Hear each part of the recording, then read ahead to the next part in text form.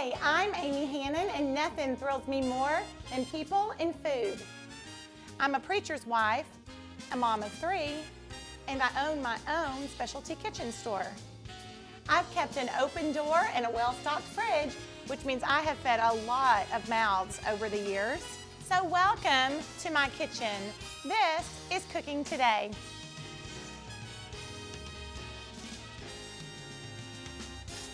Hey, I'm so glad that you're here with me today in the kitchen. I'm making shrimp and grits, which is one of my absolute very favorite dishes in the world. I first had it in Savannah several years ago, and you can't beat them in Savannah, but I'm going to show you how to make a really easy family version of them. Don't be scared of grits. I know a lot of you have never had them, and you might be a little bit scared, but these are the best ones to start with. You're going to have to trust me on that. We're making shrimp and grits today. And so let's get started. The best part about this probably is the bacon, and we've already made the bacon. And so what we've done is we've cut our bacon up and sauteed it, and we've kept the grease from the bacon because that's the good stuff. And we're just letting this cool, and these are gonna go on at the very end. But we're gonna get this bacon grease going and getting it a little bit warm. And we are gonna add a couple of peppers and a yellow onion and a little bit of garlic and let that saute down really, really well to start our sauce. So we are going to cut a couple of red peppers.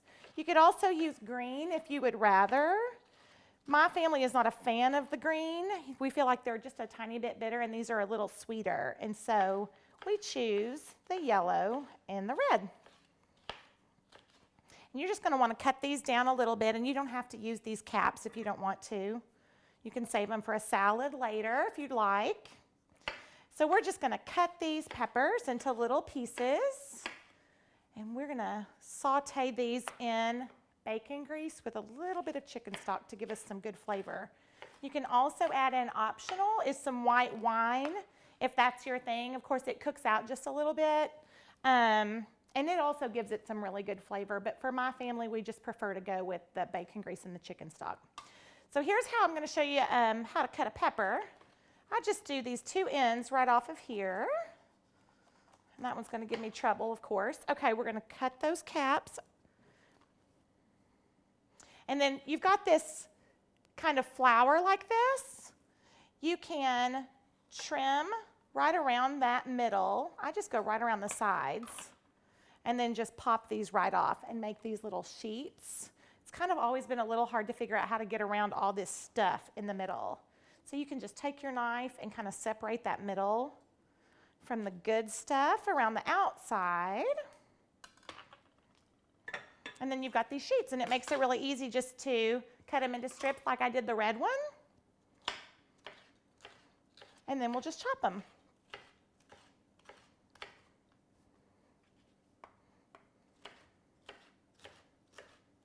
Shrimp and grits is one of those meals that I have made for family, friends, company, fancy company, and not fancy company. It can kind of go either way. It depends on how you serve it, like what bowl or what dish you put it in, kind of how you garnish it on the side. It is so good. We've eaten it in big, fat stoneware bowls around the campfire in the backyard when we had company come in for a Razorback game. One of my favorite nights ever. Okay, so do you see how we cut that? Made our little pieces.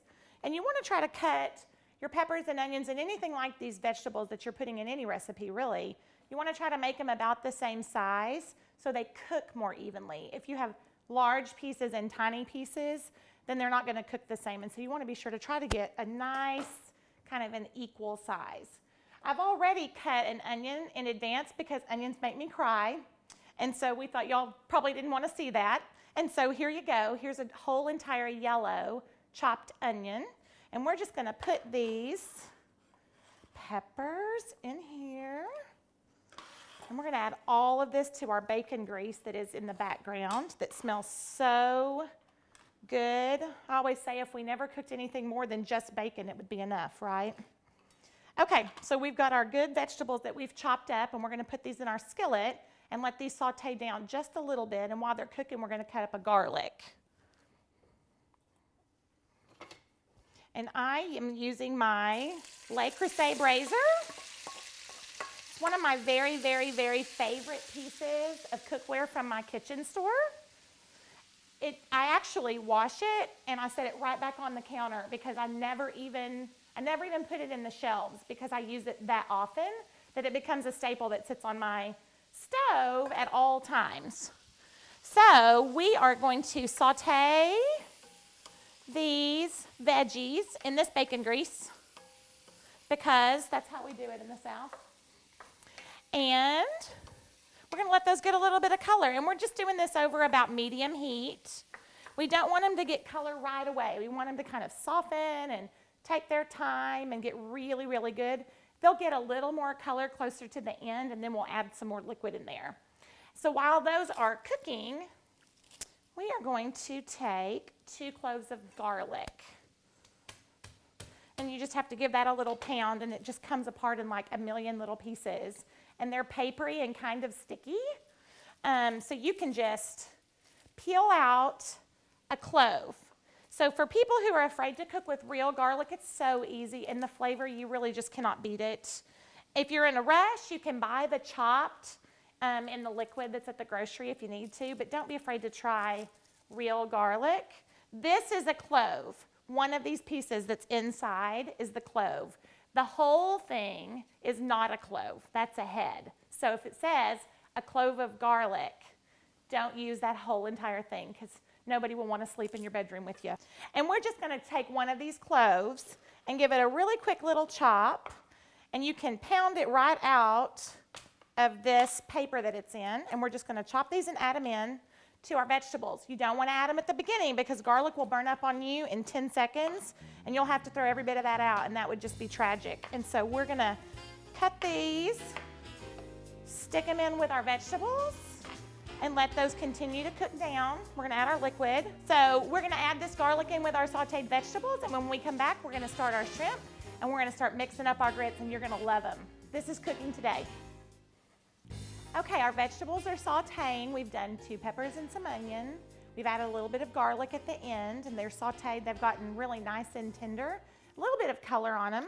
And this is the point where we're going to add our Creole seasoning. I love Tony Chachere's. There are all kinds of other seasonings out there, and you could probably even make your own, but I just think it is so good. Don't inhale like I have done earlier today, and breathe this in because you'll have to stop and cough a little bit. But it's so good, and sneeze maybe. Okay, so we're gonna add a little bit of this to our vegetables right now while they're sauteing because we really wanna get that on there. This is just a teaspoon of Creole seasoning, and you can do as much or as little of this as you want. My family likes it a lot spicier than I do, so I usually just do about 1 teaspoon or about 1.5 teaspoons on it. You can always shake it on and add it at the end if you want it a little hotter, but you can't take it out, so be careful with it as you go.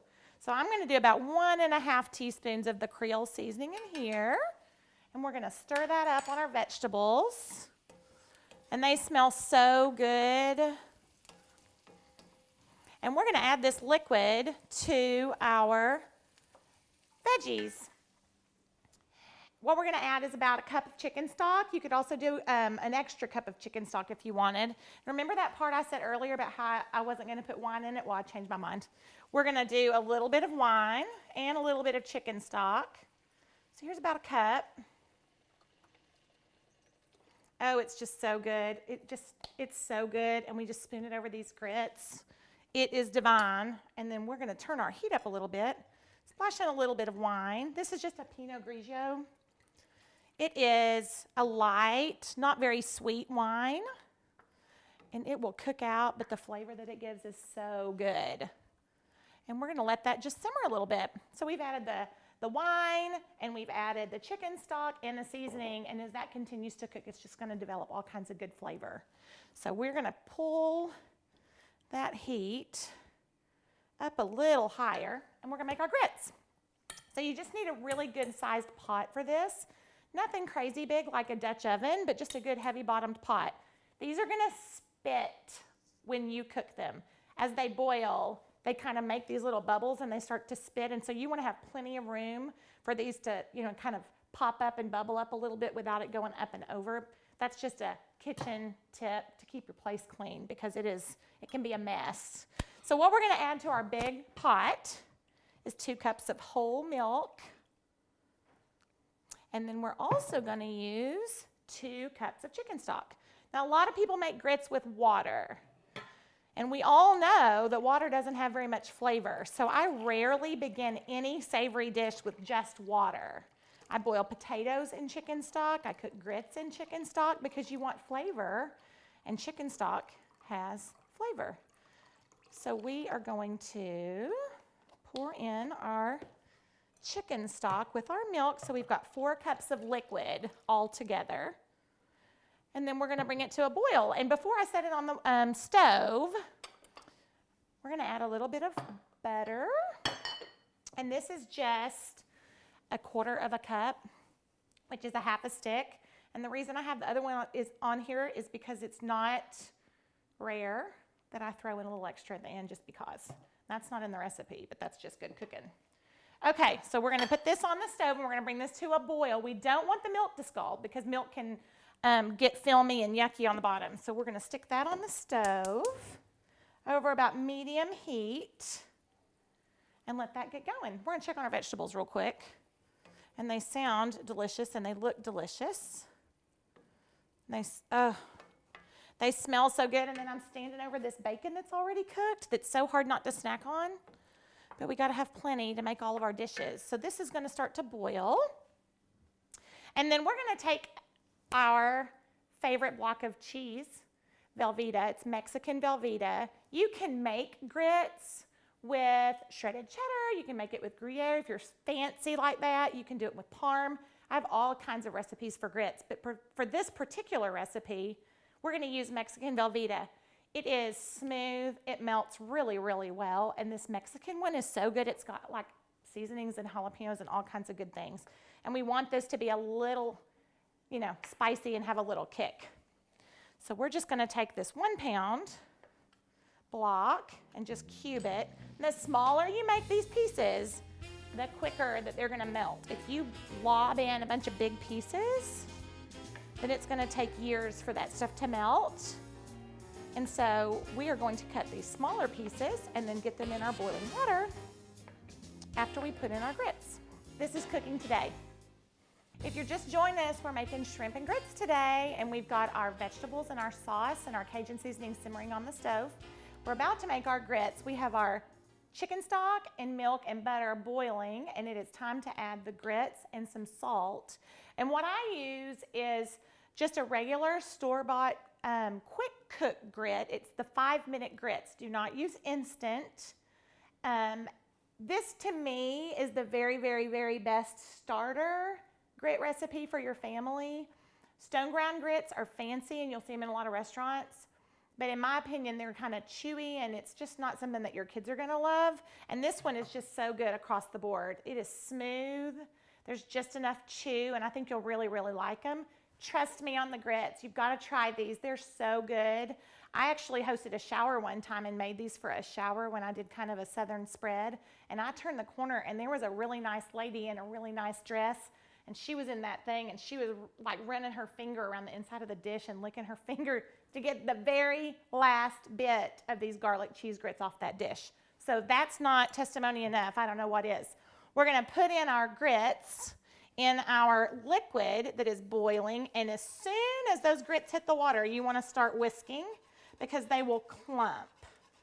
And so we're going to whisk and whisk and whisk just for a few minutes until we're sure that they did not ball up inside of there.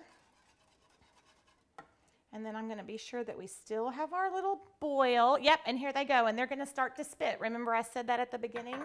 This is a great time to add the salt. The grits are getting soft because they're absorbing the liquid all around them, and so if the liquid has salt, then the grits are going to have salt. So we're just going to add a little bit in here, and they are bubbling up. And you don't want to go salt crazy because we're going to add Velveeta to it, and the cheese has a lot of salt in it. And so just be a little bit cautious with the salt, but you want to definitely get it in there. So here we go. These are boiling up. And I don't know if you can see, I'll be still here, but see how they're boiling and spitting?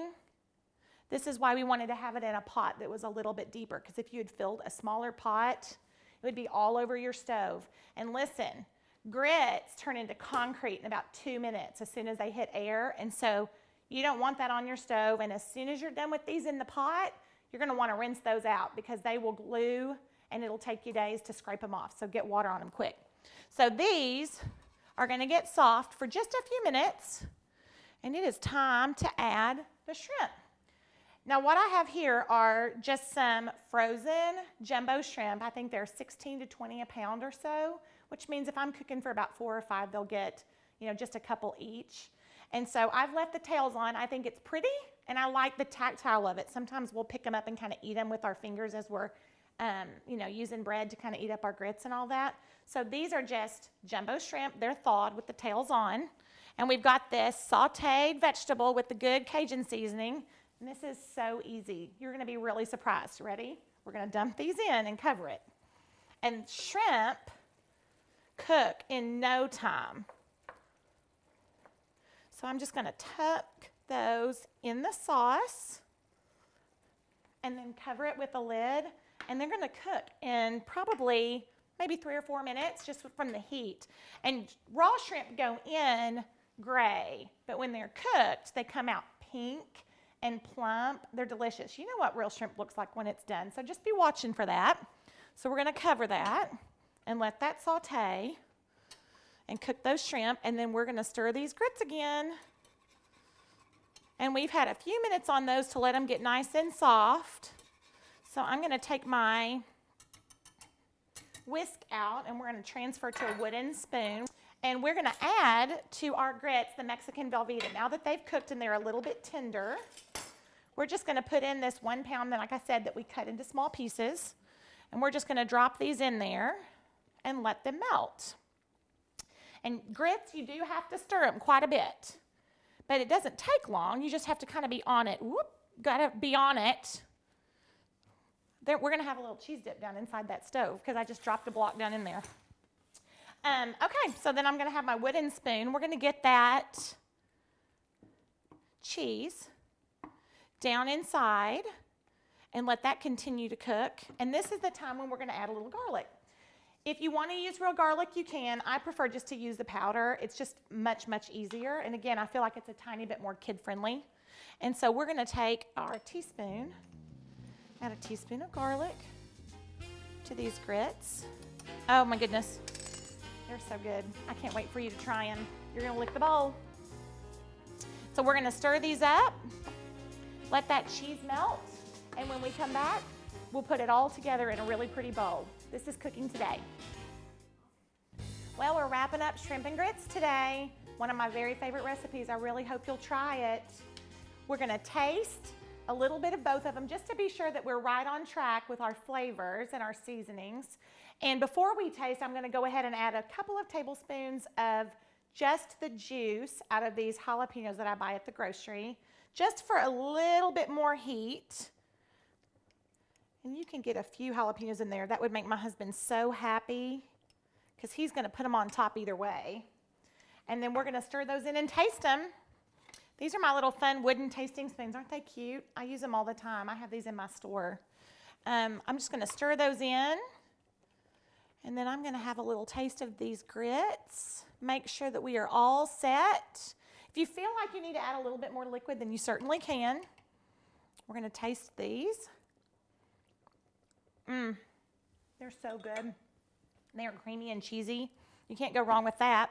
And we're going to check the condition of our shrimp. They look beautiful. See how pink that they've gotten? So pretty. Let's taste this liquid as well, just to be sure that we're all set on our seasonings. Oh my goodness. Please, y'all are going to have to make this. Trust me, trust me, trust me. Let's serve this up. That's how easy it was. So we're going to set our grits right here. And our shrimp right here. And we're going to ladle these up. I love these in really pretty, deep bowls with a rim. This is one of my favorites. Of course, I plate everything according to my dish. So we're just going to ladle some grits in the bottom of the bowl. And the grits is the main, so you can really just heap it in there. And then we're going to spoon a little bit of this sauce and some of the shrimp right on top. Oh, it's so good. So pretty. Look at that one that's so nice right on the top. That is the prettiest bowl. People are going to love this. And then at the very last second, we're going to top it with the crumbled bacon that we started with at the very beginning that we cooked everything with. And then we're going to do just a few chives on top just for pretty. A little bit of green, a little bit of garnish, a little more flavor. Right there. And then I'm also going to do one little tiny squeeze of lemon right on top. You can put this in the sauce if you would like, but sometimes I feel like it cooks out, and I really love a little bit of lemon right on the top. Oh my goodness, is it time to eat? I cannot wait. Shrimp and grits is one of my very, very favorite things. I really hope that you will try it. I'm going to try it right now. I've already got my fork and my spoon ready to go. It's really good, y'all. I got bacon right away. It's so good and delicious and warm. Thanks for being with me today in my kitchen. It was such a treat having you here. I hope you'll make these shrimp and grits and enjoy every single bite. This is Cooking Today. Groceries provided by Harps, hometown fresh. Iced tea brought to you by Lipton. Kitchenware is provided by Una Mays.